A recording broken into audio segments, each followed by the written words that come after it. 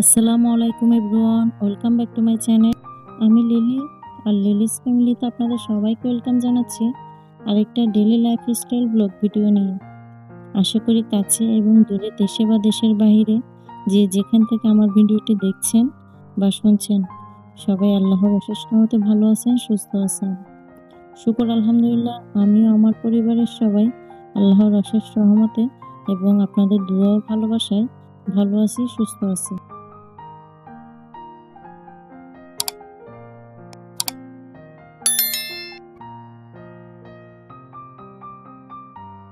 এই যে আমার হাতের জিনিসটা দেখছেন, এটা হচ্ছে আপনাদের ভাইয়ার কাজের জিনিস। এটার নাম অবশ্য আমি জানি না।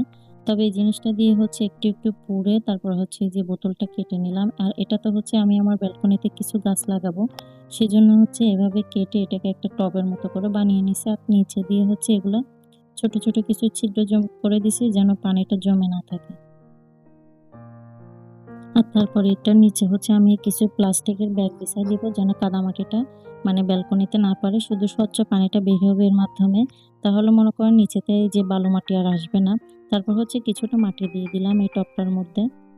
আর এরপর হচ্ছে চলে আসছি রুমে। এই যে কিছু বালিশের কভার ভরা ছিল ওগুলো হচ্ছে ভরে নিব সেজন্য। তো এগুলো হচ্ছে গত দুই দিন আগে এটা আমি মানে ধুয়ে দিছিলাম, এই যে সোফার কভারগুলা।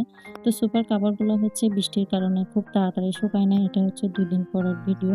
আমি যেহেতু এখন রেগুলার ভিডিও দিতে পারতেছি না, তো হচ্ছে ২ দিনে যে কাজকর্মগুলো করি ওগুলো হচ্ছে ২ দিনের কাজকর্ম মিলাইয়ে হচ্ছে একটা ভিডিও তৈরি করি আমি। যেহেতু যখন আমি এর আগে যখন রেগুলার ভিডিও দিছি তখন হচ্ছে রেগুলার যে কাজগুলা করছি ওগুলাই আপনাদের সাথে শেয়ার করছি। আর এখন হচ্ছে যেহেতু বাচ্চারা বড় হচ্ছে, বাচ্চাদেরকেও সময় দিতে হচ্ছে। তো ওইটা মাথায় রেখে হচ্ছে ১ দিন পর, পর ভিডিও দিচ্ছি। আর সেজন্য হচ্ছে ২ দিন মিলিয়ে যে কাজগুলো করতেছি আমি ওইখান থেকে কিছুটা অংশ আপনাদের সাথে শেয়ার করার চেষ্টা করতেছি।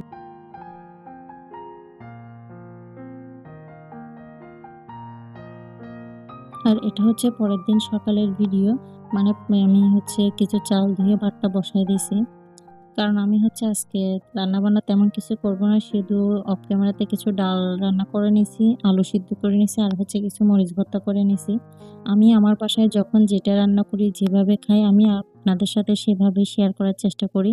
মানে যখন মাছ, মাংস বা সবজি যখন যেটাই রান্না করি আর যখন এরকম মানে ডাল, আলু ভর্তা, মরিচ ভর্তা, বিভিন্ন ধরনের ভর্তার আইটেম করি, আমি যখন যেটা করি স্বচ্ছভাবে আপনাদের সাথে পুরোটাই শেয়ার করার চেষ্টা করি। আর এই যে অনেকে হয়তোবা বলতে পারেন যে, যে মরিচ ভর্তা, আলু ভর্তা, ডাল এগুলো দেখানোর আবার কি আছে? আসলে আমি যখন যেটা করি সেটাই আপনাদের সামনে তুলে ধরার চেষ্টা করি। আর এগুলো হচ্ছে কিছু চাল ব্লেন্ডার করে নিব, কারণ আমি হচ্ছে কিছু পিঠা বানাবো বাসায়। তো আমি যখন বাসায় যেকোনো নাস্তা তৈরি করি তখন হচ্ছে গিয়ে আমি নিজের হাতে এই যে চাল ধুয়ে পরিষ্কার করে তারপর হচ্ছে নিজে ব্লেন্ড করে তারপর সেই গুঁড়িটা দিয়ে হচ্ছে নিজে যেকোনো নাস্তার ক্ষেত্রে আমি ইউজ করি। তো আজকে হচ্ছে কিছু পিঠা বানাবো সেজন্য অফ ক্যামেরায় ১ কেজি চাল ধুয়ে তারপর হচ্ছে এগুলা গুঁড়ি করে নিচ্ছি। আর গুঁড়ি করার পর হচ্ছে এরকম একটা চালনি দিয়ে ছেলে তারপরে নিব। কারণ এগুলা দেখা যায় একসাথে সবগুলা কিন্তু চাল ব্লেন্ড হয় না, কিছু দানা, দানা থেকে যায়। তো এভাবে চেলে নিলে হচ্ছে দানাগুলা অবশিষ্ট চালনিতে থেকে যাবে। এগুলা আবার যখন আমি নতুন করে আবার চাল ব্লেন্ড করব, তো ওখানে দিয়ে দিলে হচ্ছে এগুলো ব্লেন্ড হয়ে যাবে। তো সেজন্য হচ্ছে এই প্রক্রিয়াটা এটা অবশ্যই সব আপুরাই জানে, এটা বলার কিছু নেই। তো এভাবে হচ্ছে আমি সবগুলা চাল মানে ব্লেন্ড করে নিছি। এই যে দেখতেছেন আমার সবগুলা চাল, আর এটা হচ্ছে অবশিষ্ট কিছু ছিল সেগুলো হচ্ছে আমি দিয়ে আবার ব্লেন্ড করে ঢেলে নিলাম। এগুলো আর চালনি দিয়ে চাকার প্রয়োজন ছিল না সেজন্য। তো বাসায় তৈরি করলে যেকোনো জিনিসের কিন্তু যে একটা মানে ইয়া থাকে, পরিষ্কার পরিচ্ছন্নতা থাকে, সেটা কিন্তু বাইরের জিনিসের ক্ষেত্রে পাওয়া যায় না। আর তারপর হচ্ছে যে ব্লেন্ডারটা মানে চাল গুঁড়ি করার ক্ষেত্রে একটু সাদা, এই যে চালের গুঁড়ি-টুড়ি পড়ে অনেকটা সাদা, সাদা হয়ে গেছে। মানে দাগ ময়লা হয়ে গেছে। সেজন্য হচ্ছে আমি এটা সাথে, সাথে পরিষ্কার করে নিচ্ছিলাম। কারণ রেখে দিলে অনেক সময় দেখা যায় যে এই যে কাজটা পড়ে থাকে আর পরে আলসেমি চলে আসে, তখন হচ্ছে গিয়ে আর করা হয় না।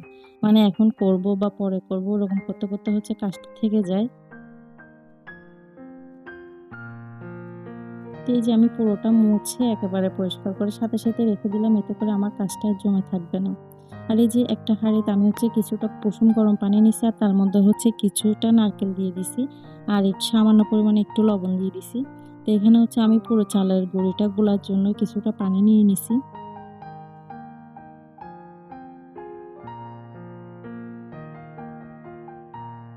আমি একটু একটু করে চালের গুঁড়িগুলো সব ওই মানে হাঁড়িটার মধ্যে দিয়ে দিচ্ছি। তো এই হাঁড়িটা হচ্ছে গিয়ে আমার মানে চালের গুঁড়ির ক্ষেত্রে একটু বেশি ছোট হয়ে গেছে। তো এটাতে লাড়তে চাড়তে হচ্ছে সমস্যা হয়ে গেছিলো। তো আমি হচ্ছে পরে দিয়ে ঢেলে অন্য একটা মানে পাতিলেতে নিয়ে তারপরে হচ্ছে গুলাটা রেডি করে রেখে দিলাম রেস্টে প্রায় ২০ থেকে ২৫ মিনিটের জন্য। আর এটাতে কুসুম পানি ইউজ করলে হচ্ছে গিয়ে যে পিঠাগুলো একটু ফুলে বেশি, সেজন্য হচ্ছে আমি একটু কুসুম পানি গরম পানি ইউজ করছি। তো এই যে আমি এই যে পিঠা বানাবো চিতই পিঠা, সেজন্য হচ্ছে এই যে খোলাটা আগে দিয়ে হচ্ছে গিয়ে কিছুক্ষণ গরম করে নিছি। তারপর হচ্ছে পিঠার গোলাটা আমি একটু একটু করে দিয়ে তারপরে পিঠাটা তৈরি করে নিব। তা আমি যে প্রক্রিয়াটাতে মানে পিঠাগুলা তৈরি করতেছি, এভাবে পিঠাগুলা তৈরি করলে হচ্ছে গিয়ে পিঠাগুলা মানে নরমও থাকবে আর হচ্ছে গিয়ে আপনার ফুলকো হবে। মানে অনেকের পিঠা আছে না চুপসে যায়, ফুলে না, ওইটা আর হবে না। মানে একদম ফুলে এইগুলা আমি যখন তুলবো আপনারা নিশ্চয়ই দেখতে পারবেন যে প্রত্যেকটা পিঠা ফুলে যাবে আর এগুলার মধ্যে কোনো মানে শক্ত যে জিনিসটা ওটা থাকবে না। দেখছেন আমার পিঠাগুলো কত ফুলকোভাবে ফুলেছে। তো এভাবে মানে হালকা কুসুম গরম পানি দিয়ে ইউজ করে কিছুক্ষণ রেস্টে রেখে যদি আপনারা তৈরি করেন, সবসময় দেখবেন যে আপনার পিঠাগুলোও ফুলে এরকম হবে।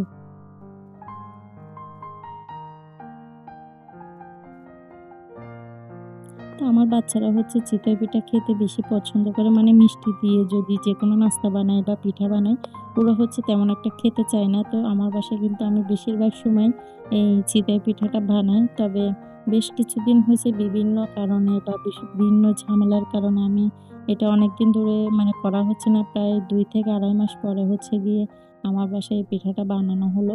তো এই যে দেখেন আমি একটা পিঠা ভেঙে আপনাদেরকে দেখাচ্ছি। ভিতরে মানে একদম কোনো নাই। একদম ফ্রেশ আর সুন্দরভাবে ফুলে সবগুলো পিঠা হয়ে গেছে। তো আমার বাচ্চারা হচ্ছে খাওয়ার জন্য বানায়ে রাখার সময় হচ্ছে না, ওরা হচ্ছে ফাঁকে, ফাঁকে এসে নিয়ে যাচ্ছে। আর আমি হচ্ছে চুলার পাশে দাঁড়ায়, দাঁড়ায় বানাচ্ছি আর ওদেরকে দিচ্ছি। আর এই যে দেখেন গরম, গরম পিঠা দিয়ে সবাই হচ্ছে গিয়ে এই যে খেজুরের মিঠা। তো এই মিঠা দিয়ে আর পিঠা দিয়ে হচ্ছে সবাই বসে, বসে খাচ্ছিল। এই যে গরম, গরম পিঠা আর খেজুরের মিঠা দিয়ে খেতে কিন্তু খুবই ভালো লাগে। আর এই মিঠাগুলো হচ্ছে আমাদের গ্রামের বাড়ি থেকে আনা খাঁটি রসের মিঠা।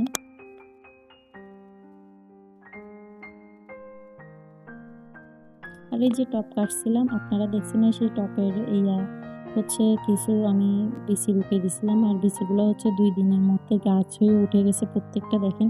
এটা হচ্ছে আজকে আমি এই ভিডিওটা আপলোড দেওয়ার আগেই হচ্ছে ভিডিও করে আপনাদের সাথে তারপরে শেয়ার করলাম। মানে ২ দিন আগে মানে বিচিগুলো দিছি আর গাছগুলো উঠে গেছে দেখেন।